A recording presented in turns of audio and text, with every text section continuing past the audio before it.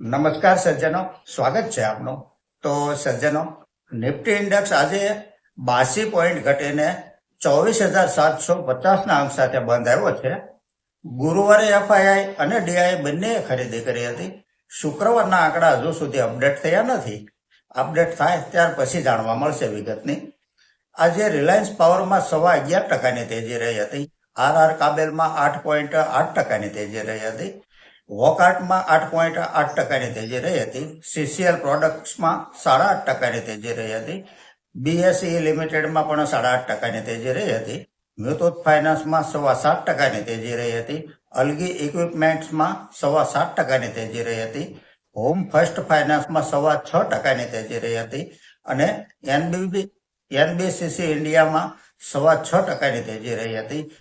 Gold આજે 0.5% પ્લસમાં રહ્યું હતું. સિલ્વર થોડું ડાઉન હતું. નિફ્ટી પીએસયુ બેંક ઇન્ડેક્સિસ 2.9%ની તેજી રહી હતી. ક્રૂડ ઓઇલ આજે ગ્રીનમાં રહ્યું હતું. દોસ્તો, અહીં કંપની તથા ફંડામેન્ટલની આજ સુધીના વીતેલા ઇતિહાસની ચર્ચા ફક્ત અભ્યાસના હેતુથી કરીએ છીએ. જેને ખરીદ વેચાણની ભલામણ નહીં સમજવા આપને એક નમ્ર અપીલ કરું છું. આજની ચર્ચામાં જો આગળ વધીએ તો ચર્ચાની સૌથી પહેલી કંપની છે સુઝલોન એનર્જી લિમિટેડ. કંપની પવનચક્કીથી પાવર જનરેટ કરે છે અને આખો પ્લાન્ટ પોતાની રીતે સ્થાપિત કરે છે. આના સિવાય પણ અન્ય કંપનીઓ ભારત તથા બહારના દેશોમાં પ્લાન્ટ સ્થાપી અને ચલાવવા માંગતી હોય તેને સર્વિસ પણ આપે છે કંપની, અલબત્ત તેનો ચાર્જ લઈને. સ્ટોકમાં આજે 9.25%ની તેજી રહી હતી અને આ તેજી રહેવાની પાછળનું કારણ છે કંપનીએ રજૂ કરેલું માર્ચ 2025 ક્વાર્ટરનું દમદાર અને પ્રોફિટેબલ રિઝલ્ટ. જેને આંકડામાં સમજીએ તો જે સેલ્સ માર્ચ 24 ક્વાર્ટરમાં 2196 કરોડ હતું તે ત્યાંથી વધીને 3,790 કરોડ થયો છે. નેટ પ્રોફિટ 256 કરોડથી વધી 1,181 કરોડ થયો છે. આ ઘણો મોટો પ્રોફિટમાં જમ્પ કહી શકાય. છેલ્લા 3 વર્ષનો કમ્પાઉન્ડિંગ પ્રોફિટ ગ્રોથ 223% છે. સ્ટોક સેલ્સ ગ્રોથ CAGR 3 વર્ષનો 18% છે. સ્ટોક પ્રાઇસ CAGR 3 વર્ષનો 103% છે. ઓપરેટિંગ પ્રોફિટ માર્જિન 18% છે. બેલેન્સ શીટ જોઈએ તો બોરોવિંગ 323 કરોડ છે. સામે રિઝર્વ કંપની પાસે 3,374 કરોડ છે, જે 3 મહિના પહેલા 1,199 કરોડ હતું. રિઝર્વમાં સારો એવો વધારો થયો છે. માર્કેટ કેપ 96,747 કરોડની છે. સ્ટોક પ્રાઇસ 71 રૂપિયા છે. ROC 32% છે. ROE 41% છે. ફેસ વેલ્યુ 2 રૂપિયા છે.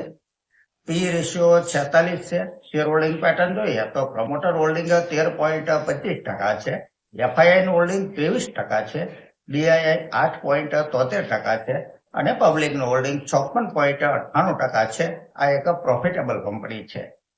આગળની કંપની છે Aptus value housing finance India limited.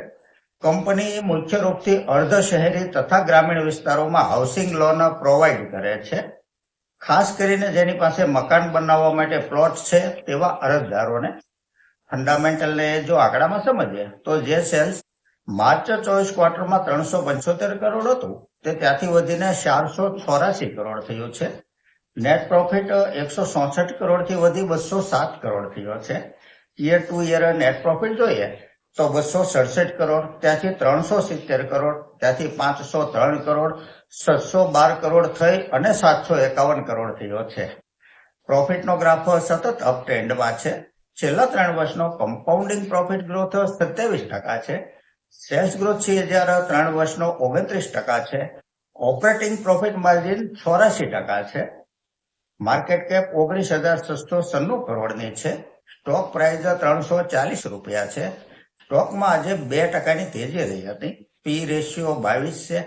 ROC 15% છે. ROE 18% છે. ડિવિડન્ડ yield 1.32% છે. ફેસ વેલ્યુ 2 રૂપિયા છે. શેર હોલ્ડિંગ પેટર્ન જોઈએ તો પ્રમોટર હોલ્ડિંગ 52.99% છે. એફઆઈઆઈ નું હોલ્ડિંગ 27.74% છે, જે 3 મહિના પહેલા 21.86% હતું. 3 મહિનામાં એફઆઈઆઈ ના હોલ્ડિંગમાં 5.88% વધારો થયો છે. ડીઆઈ નું હોલ્ડિંગ 9.88% છે અને પબ્લિકનું હોલ્ડિંગ 9.40% છે. આ એક પ્રોફિટેબલ કંપની છે. આગળની કંપની છે તિલકનગર ઇન્ડસ્ટ્રીઝ લિમિટેડ. આપણા ભારત દેશમાં બનતો વિદેશી દારૂ બનાવવાનું તથા વેચવાનું કામકાજ આ કંપની કરે છે. ફંડામેન્ટલને જો આંકડામાં સમજીએ તો જે સેલ્સ માર્ચ 24 ક્વાર્ટરમાં 359 કરોડ હતું તે ત્યાંથી વધી 406 કરોડ થયું છે.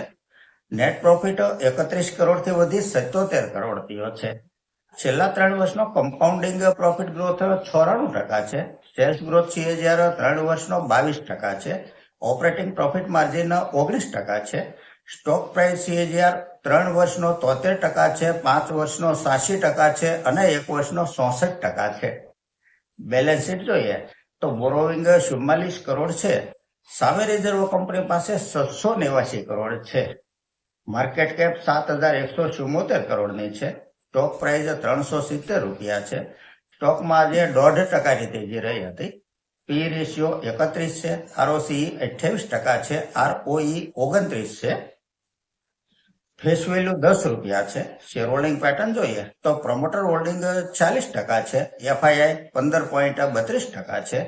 DII 1.25% છે અને પબ્લિકનું હોલ્ડિંગ 43.42% છે. આ એક પ્રોફિટેબલ કંપની છે. સજ્જનો, ટેસ્લાના માલિક એલન મસ્કને રાજકારણનો હરિરસ ખારો થઈ ગયો છે. તેઓ વિઝનરી વ્યક્તિ હોવાથી ટાઈમે સમજાઈ ગયું છે. બાકી આપણા દેશમાં તો બેંક કરપ્ટ થાય, ચીથરે હાલ થઈ જાય ત્યાં સુધી નથી સમજાતું કે આ આપણા માટે કામનું નથી. જો કે નહીં સમજવા પાછળનું કારણ જરા અલગ પ્રકારનું છે, જેની કોઈ વાર વિગતે ચર્ચા કરીશું આપણે. તો સજ્જનો, આ સાથે આજની આ ચર્ચા એ પૂરી કરીએ છીએ.